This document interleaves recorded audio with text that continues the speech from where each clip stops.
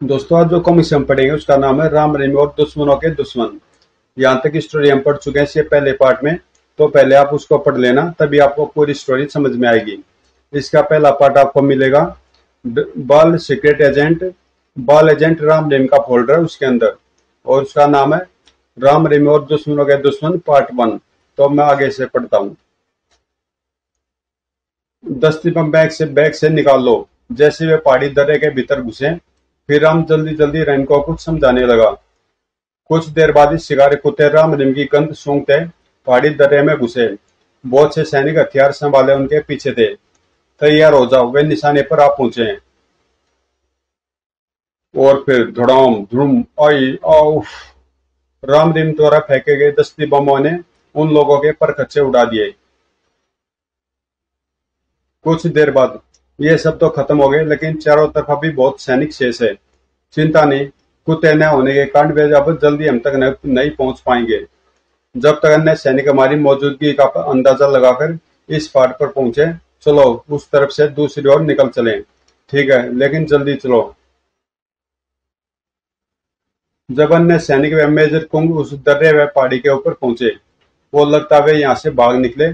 Colonel don को तुरंत सारी स्थिति से अवगत कराओ। उन जासूसों ने बहुत सी जानें ले ली है। खबर लगते ही कर्नल डॉन एक हेलीकॉप्टर द्वारा घटना स्थल की ओर उड़ चला। घटना स्थल पर पहुंचकर अपने बहुत से सैनिकों की लाशें देखकर वह क्रोध से पागल हो उठा।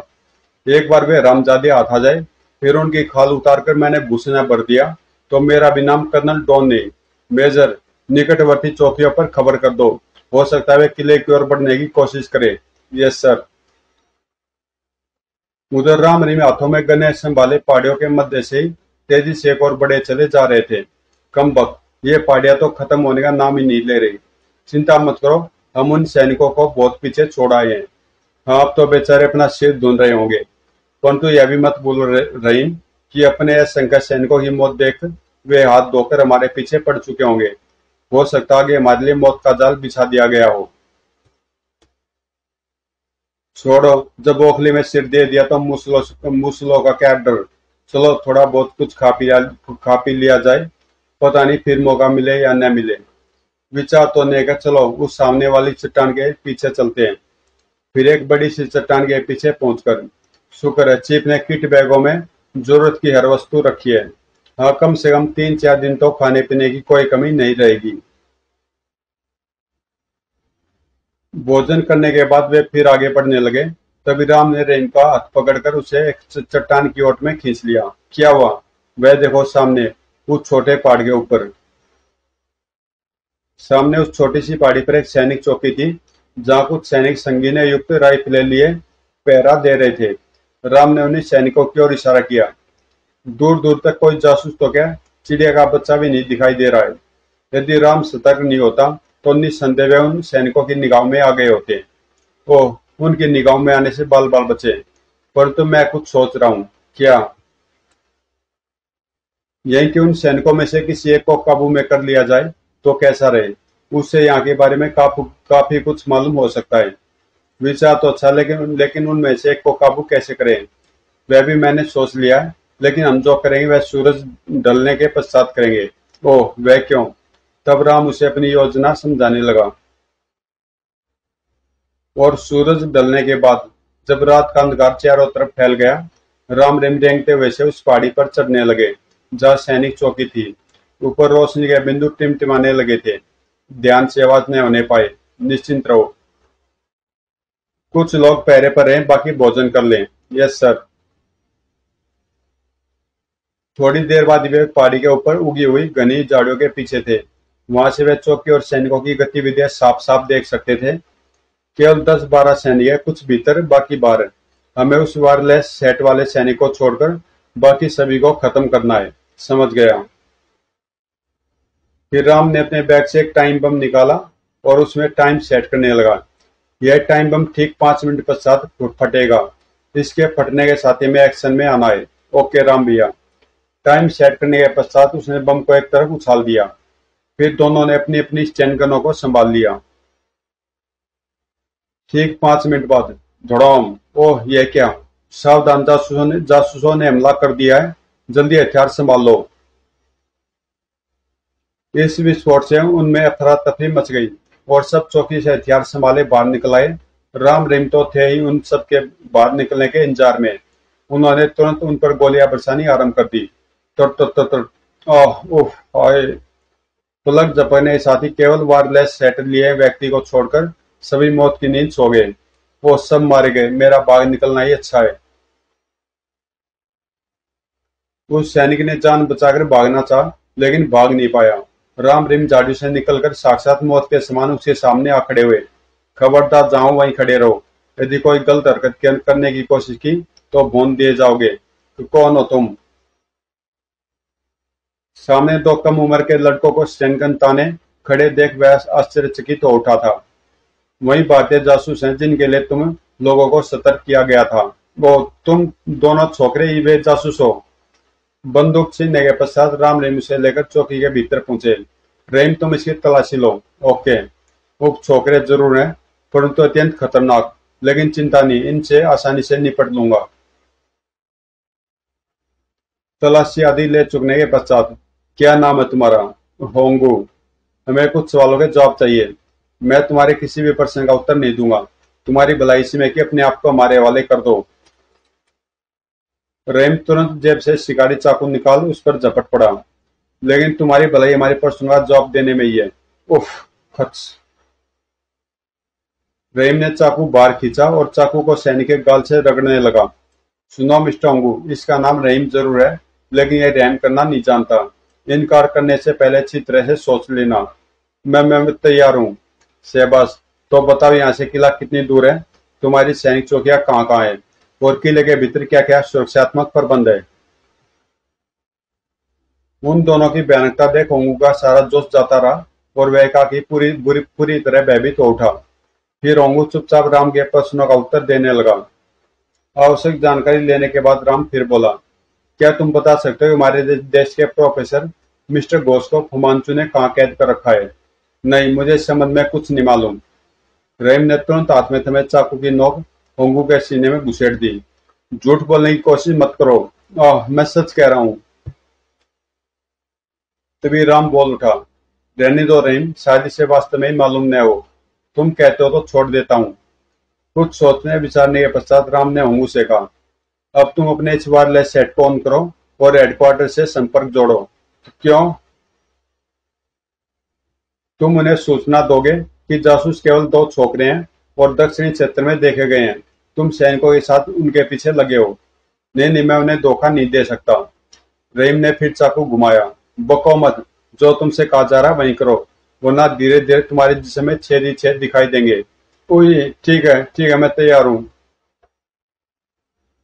अन्य कोई उपाय न देख होंगू वायरलेस सेट को ऑन कर हेडक्वार्टर से संपर्क स्थापित करने पर विवश हो गया।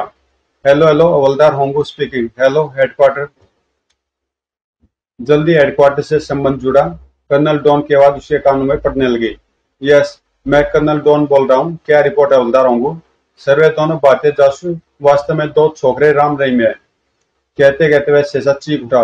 और सर्वे उत्तरी क्षेत्र की पहाड़ियों में हमारे सारे सैनिक। राम रहीम को होंगू की मंशा भापने में देर अवश्य हुई थी, लेकिन होंगू को और ज्यादा ब्यौरा देने का उन्होंने मौका नहीं दिया। तड़ तड़ तड़ धड़ाक आए। रामजादे, मैं तुझे जिंदा नहीं छोड़ूंगा। रहीम का जबरदस्त गुस्सा खाकर होंगू एक तरफ उछल कर गिरा। राम ने भयानक अंदाज में अपनी स्टेनगन का रुख उसकी ओर कर दिया। तड़ तड़ तड़ आई। और फिर न जाने कितनी गोलियां एक साथ उसके शरीर में समा गई और उसके प्राण पखेरु उड़ गए। परंतु होंगू मरने से पहले अपना कर्तव्य पूरा कर चुका था। अब कितने शब्द इस कुत्ते ने बोल दिए, वे हमारी मुसीबतों को बढ़ाने के लिए काफी है। हमें तुरंत हमारी खोज में यहाँ पहुंचेंगे। भाग निकलने में ही भलाई है। फिर बिना समय नष्ट किए वे दोनों तेजी से पहाड़ी से नीचे उतरे और पूरी शक्ति के साथ एक तरफ दौड़ पड़े।